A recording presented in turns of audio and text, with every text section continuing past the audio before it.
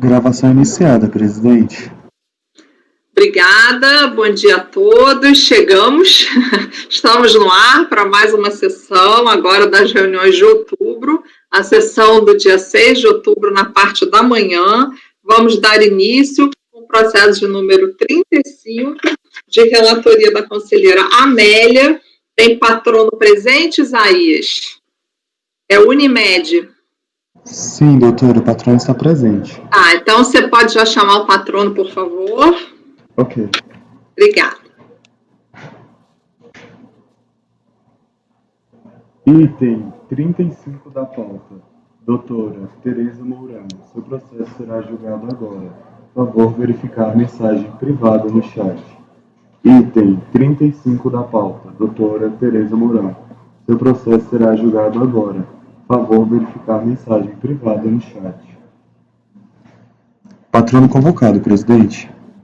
Obrigada.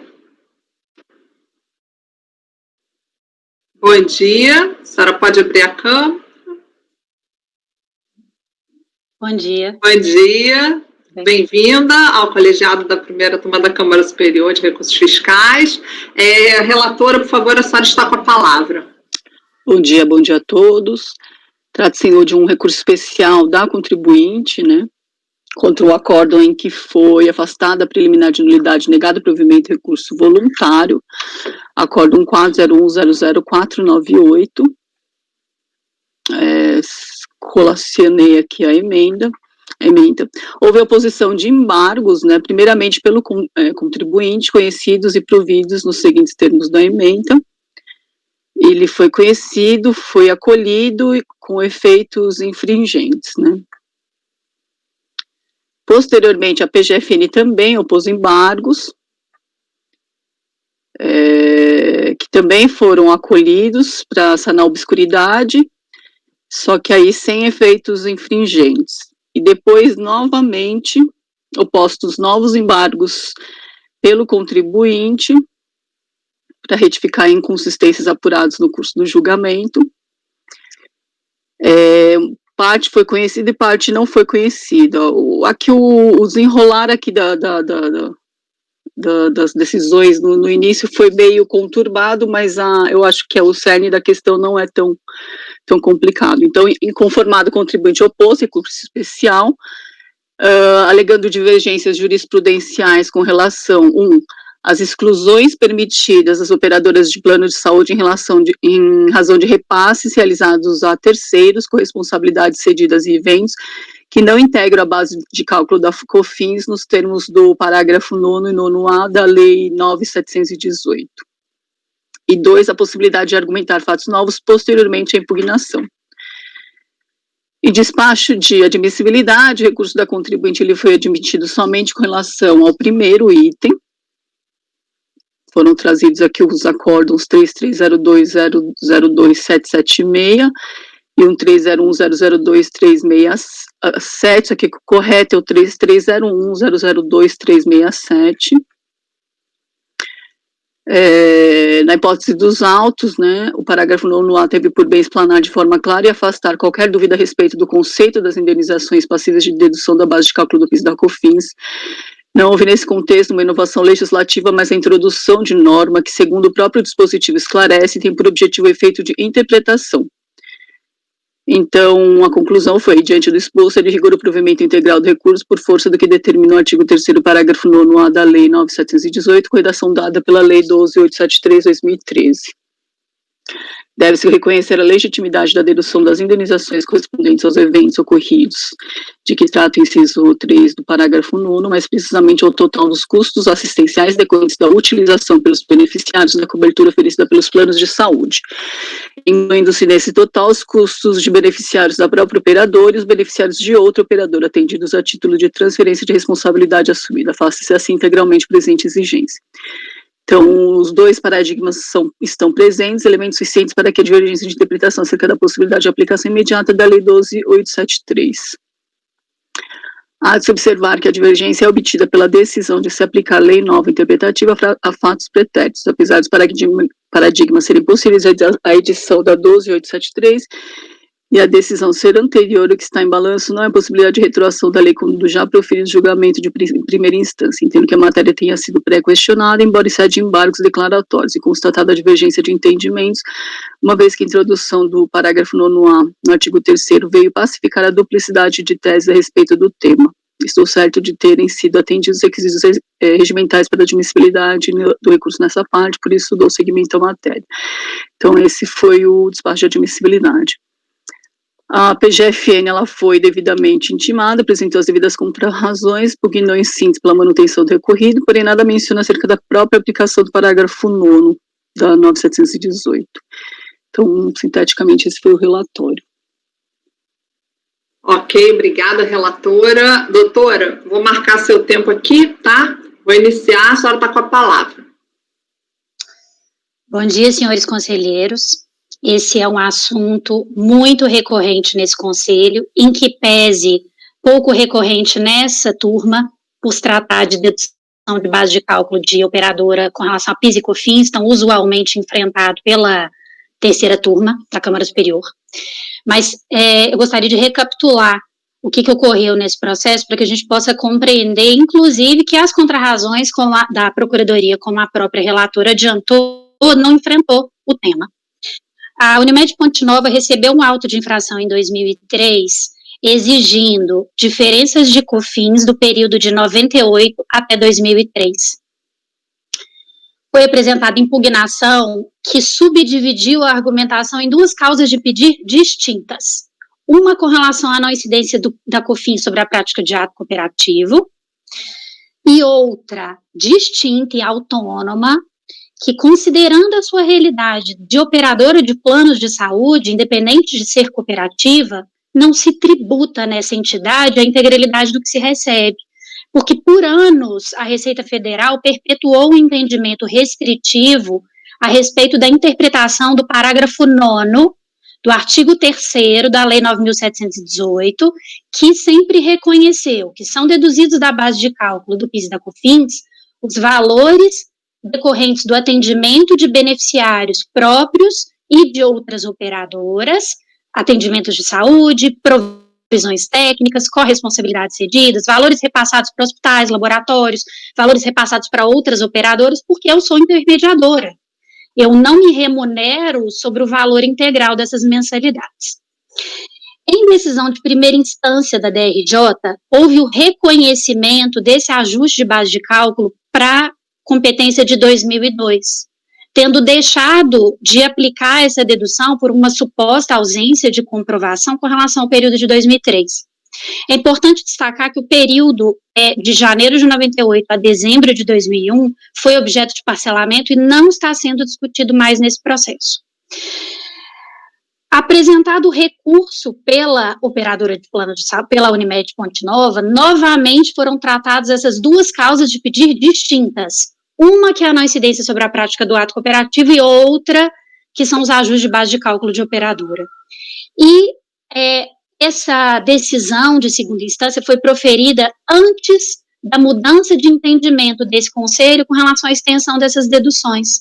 Então, o que se sedimentou em sede de julgamento de recurso voluntário, posteriormente corrigido por efeitos infringentes de sucessivos embargos?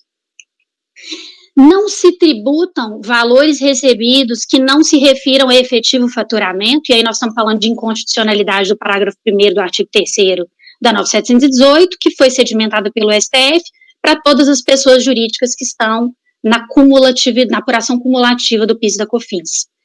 E não incide COFINS sobre ato cooperativo, ou seja, naquela instância, houve o reconhecimento somente de uma dessas duas causas, desses dois pedidos que foram feitos. Não se admitiu as deduções de operadora e admitiu a não incidência sobre a prática do ato cooperativo. Essa parte foi transitada e julgada em segunda instância. A Fazenda Nacional não apresentou qualquer recurso a respeito de ato cooperativo. O contribuinte, então, apresentou recurso especial exclusivamente para ver reconhecidas as deduções de operadora de plano de saúde, estão no parágrafo 9º do artigo 3º, e como bem adiantou a relatora, tiveram pacificada a sua extensão com uma lei de 2013, que expressamente diz, para fins de interpretação do inciso 3º, do parágrafo 9º, entendem-se como eventos indenizáveis a totalidade dos custos assistenciais no atendimento de usuários próprios e usuários de outras operadoras, portanto, sem a limitação que a Receita Federal vinha impondo a esse segmento. A Fazenda Nacional apresentou contrarrazões analisando exclusivamente uma outra causa de pedir que nem era objeto do recurso. São 20 páginas de contrarrazões tratando de ato cooperativo, lembrando que essa matéria já está transitada em julgado em sede de julgamento de recurso voluntário. Na decisão de admissibilidade do recurso especial, a presidência da 4ª Câmara diz expressamente que a matéria aqui é aplicabilidade da Lei 12.873, inclusive para competências anteriores, porque ela é uma matéria, é uma lei interpretativa, ela não trouxe um novo regramento do ordenamento jurídico. E, logo após esse despacho, chamo a atenção dos senhores para a folha 1194 do processo, em que, com base no despacho de admissibilidade da presidência, a própria Receita Federal fez um quadro demonstrativo. Ela diz, com base nos balancetes e nos documentos que estão no processo, segue qual seria a base de cálculo aplicando essas deduções.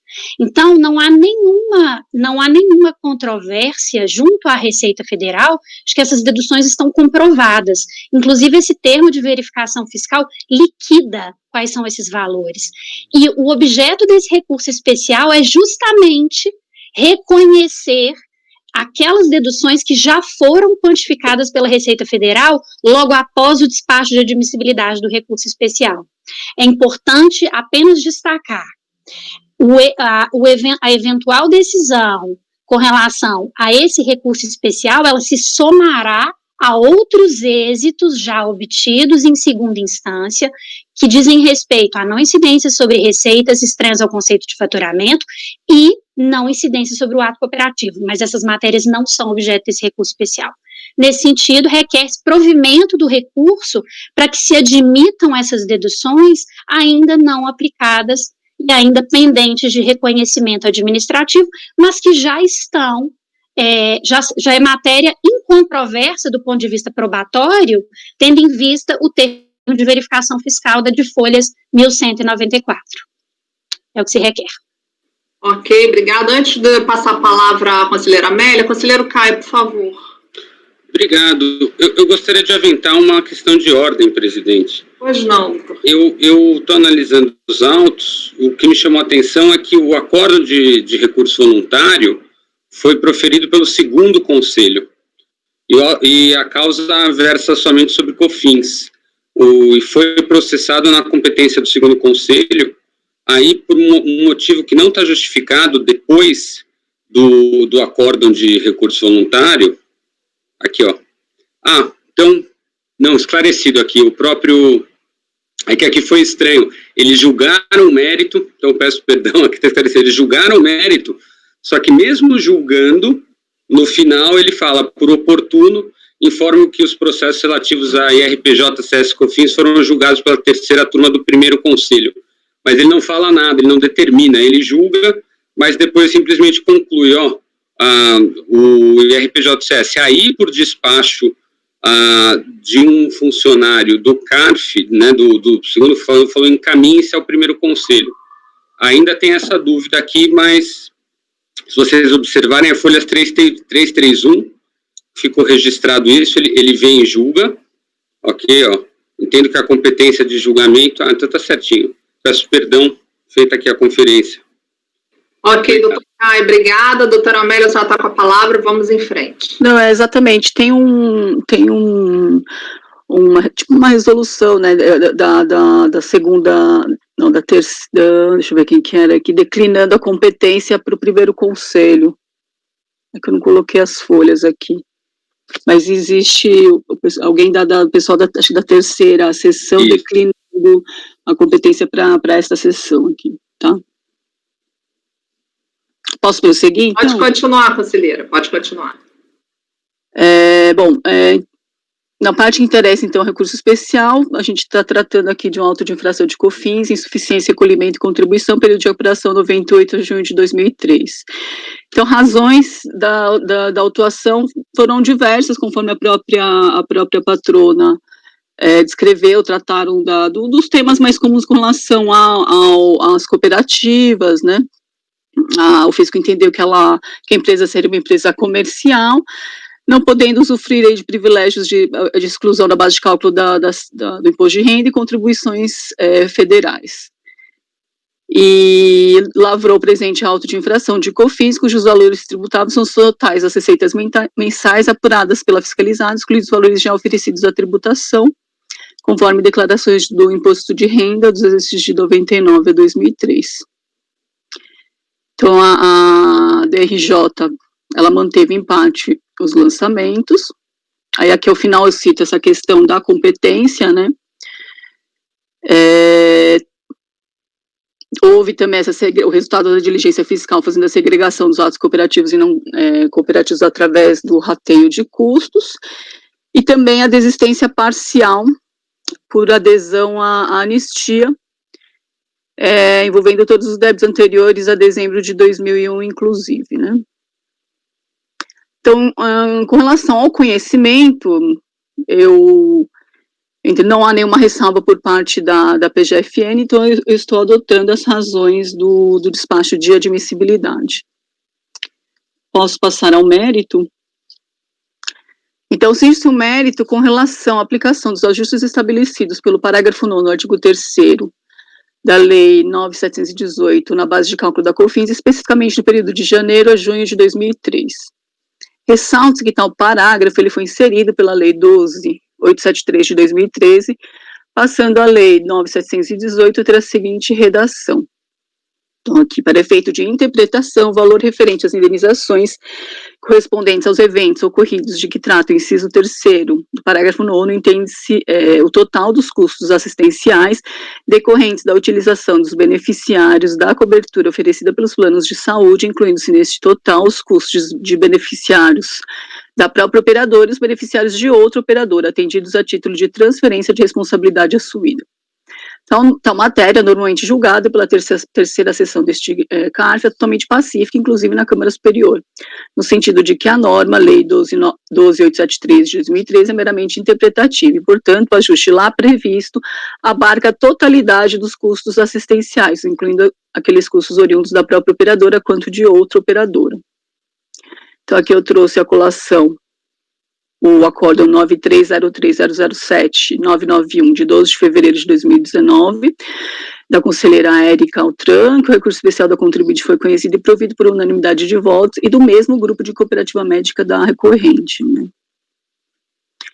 Então, aqui trechos, entendo que a matéria encontra-se hoje superada, uma vez que a edição da medida provisória 619 de 2013, convertida na Lei 12.873, introduziu-se no artigo 3º, parágrafo 9º-A, segundo o qual, para efeito de interpretação, nos custos de utilização pelos beneficiários do plano, incluem-se não apenas os dispêndios com seus próprios beneficiários, mas também com os beneficiários de outras operadoras atendidos a título de transferência de responsabilidade.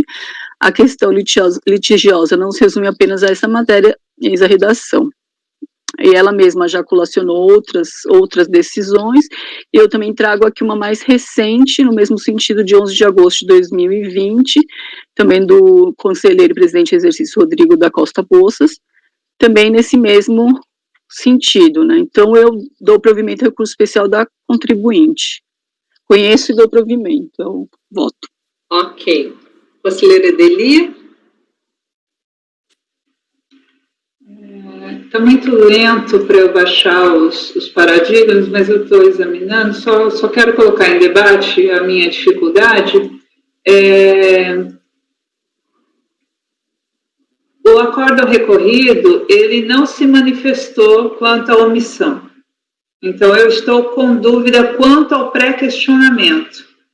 O acórdão recorrido diz isso não é omissão. A arguição acerca da Lei 12.873 ter caráter interpretativo isso não é omissão. Então, é um acórdão proferido antes da edição da lei, aí vem os embargos, eu estou supondo isso, eu não consegui chegar a todo esse alcance. Imagino que seja, né, o embargo de 2014, é possível que o acórdão recorrido seja anterior à lei, a contribuinte, 2011, isso. Aí vem a lei em 2013, a contribuinte embarga, pedindo essa aplicação e o acórdão se nega a apreciar essa matéria.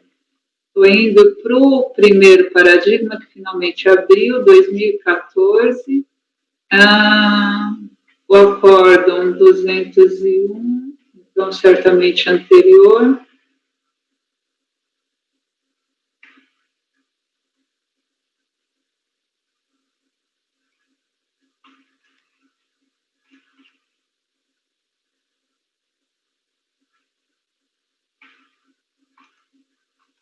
Que não analisou o primeiro paradigma, 33022776, primeiro paradigma, o colegiado não analisou à época argumento referente à interpretação da 9718.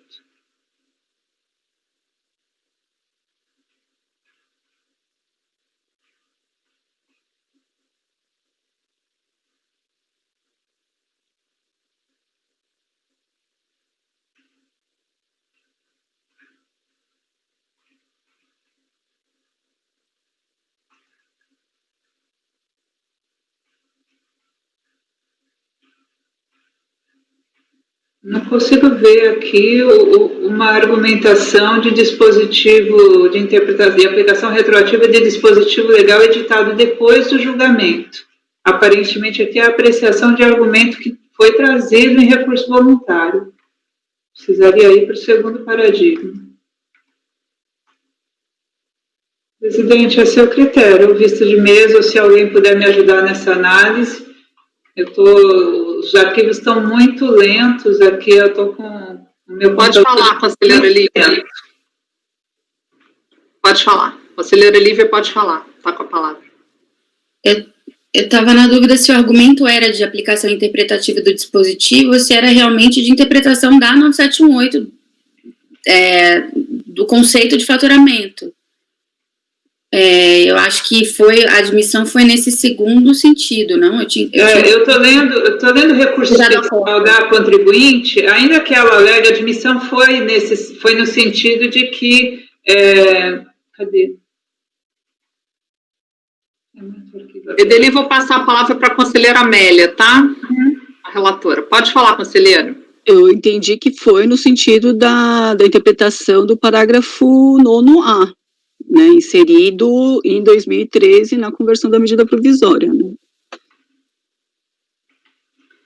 A conclusão da admissibilidade. Há de se observar que a divergência obtida pela decisão de se aplicar lei nova interpretativa a fatos pretéritos, apesar dos paradigmas serem posteriores à edição da 12873 e a decisão fosse chegada a ser anterior, o que está na balança não é a possibilidade de retroação da lei quando já proferido o julgamento em primeira instância. Entendo que a matéria, tendo sido pré-questionada, embora em sede de embargos, e constatada a divergência de entendimentos, uma vez que a introdução do 9º do artigo 3º veio pacificar a duplicidade de tese, estou certa de terem sido atendidos os requisitos regimentais para a admissibilidade do recurso nesta parte. Veja, não temos um acórdão recorrido que nega provimento à aplicação retroativa do artigo. Nós temos um acórdão que, em sede de embargos, diz que não vai apreciar a matéria. E dois paradigmas que aplicam retroativamente aqui o reconhecimento expresso, apesar de os paradigmas serem posteriores à edição da Lei 12.873. Então, em que circunstância eu veria uma divergência? Se esses paradigmas posteriores a 12.873 fossem paradigmas em sede de embargos contra um julgamento anterior a 12.873. E aí, inclusive, a divergência seria se deve ser apreciado em sede de embargos a aplicação retroativa, a aplicação de lei interpretativa editada depois do julgamento.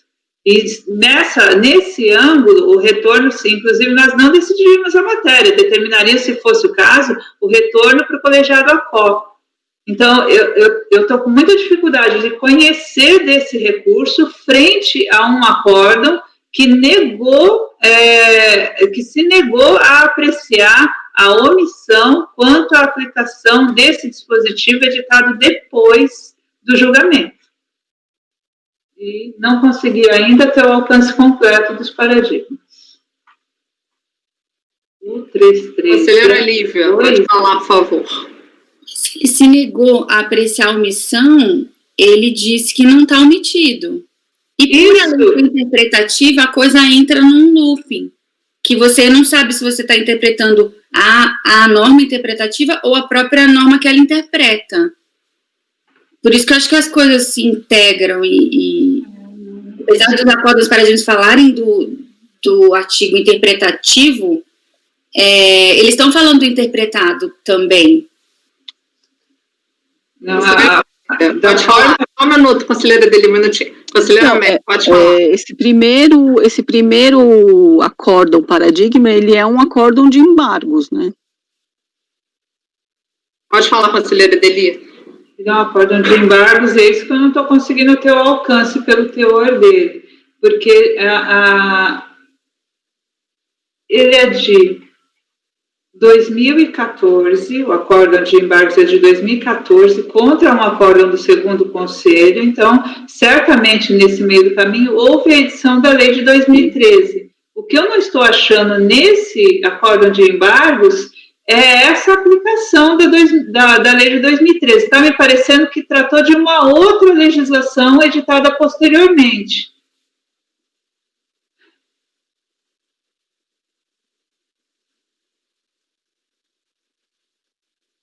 Não, ela fala da 12873. O 33022776? É. Aqui no meio ele fala, aqui, ó. Você conseguiu pegá-lo, né? Ou não? Consegui. Tá.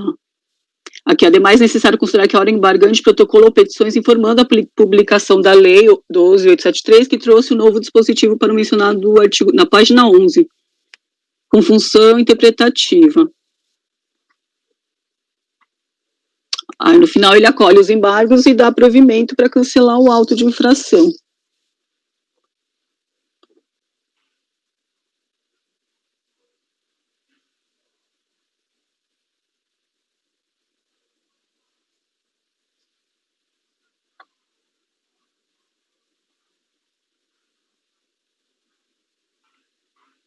Ok, então volto na minha premissa anterior. Se a divergência não me parece ser quanto à aplicação quanto a lei ser interpretativa e retroagir, mas sim se o colegiado, a qual deveria tê-la aplicado.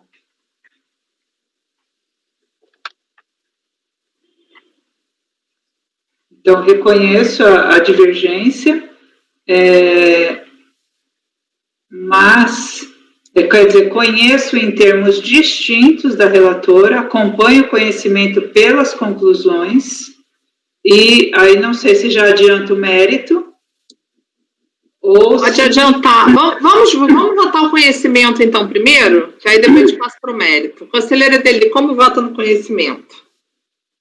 Pelas conclusões, conheço, mas entendo que a divergência se limita a competência do colegiado ACO decidir, apreciar em sede de embargos a aplicação retroativa de norma interpretativa editada posteriormente ao acordo embargado. Ok, conselheira Lívia, como vota no conhecimento? Eu entendo seu ponto, Deli, mas eu consigo ver das duas formas também, essa aplicação restrita do acórdão de embargos e também da questão do direito que está sendo questionado e o fato da aplicação retroativa, como a lei é tão clara que é interpretativa, enfim, você está questionando, na verdade, a lei interpretada e não a interpretativa também com isso. Então, eu consigo conhecer do recurso nos termos do despacho de admissibilidade, então eu vou acompanhar a relatora. Ok, conselheira Viviane, como vota? Eu acompanho pelas conclusões, me considero como a argumentação da conselheira Edeli. Ok. Então, a divergência nesses termos. Ok. Conselheiro Fernando, como vota? Eu acompanho a relatora, presidente. Ok. Conselheiro Tozelli, como vota? Conhecimento. Eu acompanho a relatora, presidente. Ok. Conselheiro Caio, como vota? Presidente, eu voto com a divergência para limitar a possibilidade do conhecimento, não podendo aqui ser efetivamente conhecido o mérito. Tá, o senhor vai votar pelas conclusões, então, vai acompanhar pelas conclusões. Ok. Eu também acompanho pelas conclusões o conhecimento. Então, relatora, seria interessante, então, peço a senhora para incorporar as conclusões da doutora Edeli no seu conhecimento. Tá? Então, por unanimidade, foi conhecido pelas conclusões Edeli, Viviane, Caio e Andréia. Tá? Agora vamos passar para o mérito. Conhecido o recurso, vamos ao mérito. Conselheira Edeli está preparada para votar o mérito? Na verdade, como alteramos o conteúdo, eu acho que a Amélia tem que votar antes.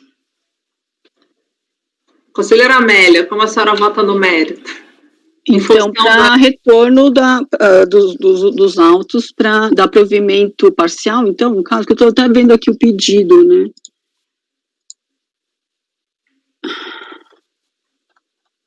Mas para que, então, a turma qual se manifeste a respeito. Só dá provimento parcial com retorno, a turma qual. Isso. Conselheira Edeli. Eu posso eventualmente evoluir se houver argumentos em contrário, mas eu acho muito perigoso. O conselheiro Tozelli pediu para falar, só para... Vamos lá. Eu, sinceramente, tendo em vista a oposição dos embargos e a negativa do colegiado, eu acho que a matéria veio para a gente justamente para analisar o que o colegiado se omitiu, porque não é uma matéria nova.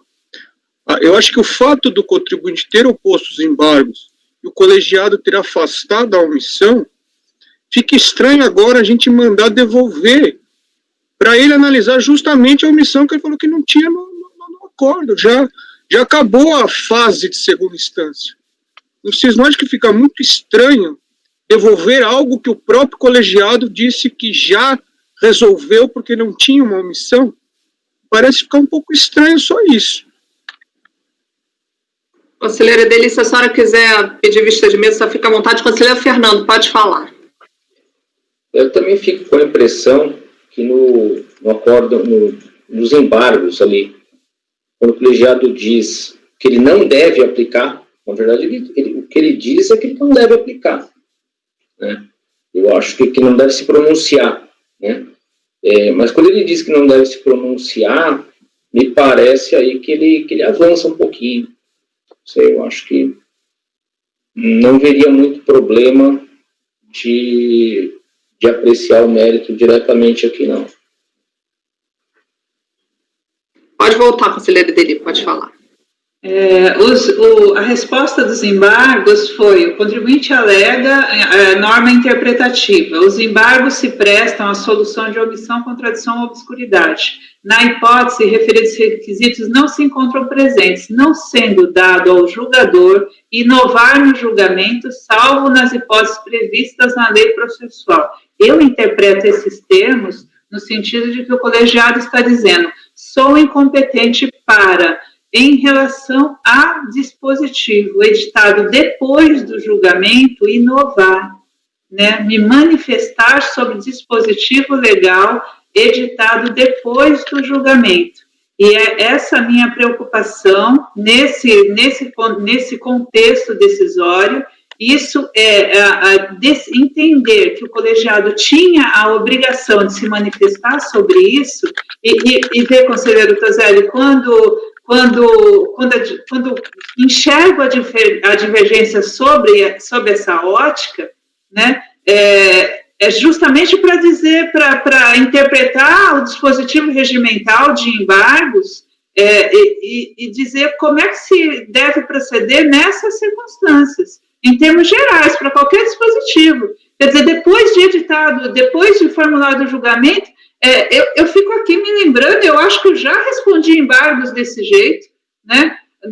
Encerrado o julgamento, vem uma lei nova, quem é competente para dar eficácia a essa disposição, se ela é efetivamente interpretativa, se há uma decisão em repetitivo declarando inconstitucional o dispositivo, vem uma nova norma integrada ao sistema, qualquer que seja a fonte, né? O julgamento foi encerrado no contexto existente naquele momento. O dispositivo legal posterior, na minha opinião, a aplicação dele não é feita pelo colegiado, ela é feita pela autoridade que vai executar aquele dispositivo. Até se a matéria subir por outro motivo, eventualmente a Câmara Superior, supondo uma contradição de decadência, como tivemos várias, aqui 150, 173, o que vamos fazer? Foi mantido pela súmula 8, subiu, foi mantido por 10 anos, subiu, vamos aplicar a súmula 8, certo? Porque temos competência para apreciar aquela matéria. Agora, se o julgamento já foi encerrado e a lei não existia à época, né, quem decide isso é quem vai executar o crédito tributário, é a autoridade administrativa local. Na minha opinião, o colegiado após esgotou a competência dele, e não há omissão, ele não tinha que se manifestar sobre lei que não existia. Então, por isso eu fico muito preocupada, vi implicitamente no conhecimento dessa matéria o reconhecimento nosso no sentido de que o colegiado deveria ter se manifestado e deveria ter aplicado. Isso, para mim, é muito preocupante, né? Então, eu posso, eventualmente, nos debates, evoluir e enxergar de outra forma, mas de tudo que, da minha prática de contencioso administrativo, eu entendo que, nesse momento, eu entendo que não deva ser dado provimento ao recurso especial da contribuinte. Ela tem que remeter esses argumentos para a autoridade competente, porque o colegiado ao qual já tinha esgotado a competência dele acerca da matéria. Conselheira Lívia, pode falar. Nós já julgamos essa matéria, eu só não tenho o Copérnico, então não consigo lembrar e não consigo achar agora. A gente já julgou essa matéria, essa circunstância específica, se há omissão, se tem que se manifestar sobre leis novas. Eu acho que o caso era de multa, então pode ter alguma especificidade de ser pena, enfim, de retroatividade de pena, mas aqui como a norma é expressamente interpretativa, talvez isso se equipare àquele caso lá. Eu só não estou achando aqui, então eu gostaria de achar esse caso em vista de mesa, talvez, enfim, só para eu conseguir ser coerente com o meu acórdão lá. Deixa a doutora Edeli, então, decidir se vai pedir a vista, porque aí ela vota antes. Não, eu já tenho condições de voto. O meu voto é negar provimento. Tá. E a senhora quer a vista de mesa? Então, deferida a vista para a doutora Lívia, vista de mesa, ok? Tá. Doutora, vista de mesa. Por favor, doutor Fernando, pode falar. Não, eu só fico em dúvida em relação à situação da patrona, né? Se ela vai ficar aguardando ou se não seria isso aí eu posso ver com ela. Não sei, uma sugestão, né? Doutora, pois não, foi deferida a vista de mesa a conselheira Lívia. Então, eu só queria saber como a gente vai decidir isso, talvez, não hoje, né? Porque a nossa pauta está extensa. Então, se a senhora vai aguardar, se a senhora vai acompanhar, se a senhora... a gente pode chamá-la no chat, ou a senhora prefere, então, a senhora vai conhecer o resultado, porque a gente não sabe nem se vai votar essa sessão ainda. Presidente, é possível que no momento em que isso vá ser votado, eu seja chamada para poder participar? Eu vou ter que fazer uma consulta, provavelmente, eu não sei como está a pauta, tá? Então, eu não sei como é que a gente vai resolver isso, mas, de todo modo, a vista de mesa foi deferida. E aí a senhora, pois não, doutora Edeli? Uma sugestão é que, caso a conselheira Lívia, quando ela tiver em condições de voto, se for possível chamar a patrona, chama-se, senão o processo sai em vista para o próximo mês. Isso. Tá bom, doutora? Ok? Eu queria só fazer um pedido de avaliação, né? Dentro da liberdade da decisão dos senhores. A minha preocupação é que um eventual não provimento do recurso não vá chegar na base para a Receita Federal, e a Receita Federal vai ser literal. Uma vez que foi negado provimento ao recurso do contribuinte, ele que vai resolver no judiciário. Então, não é...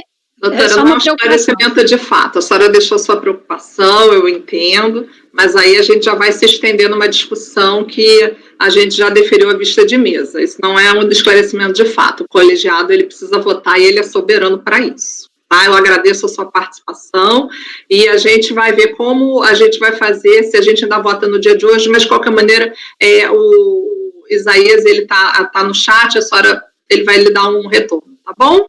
Eu lhe agradeço. Obrigada ao senhor. Obrigada.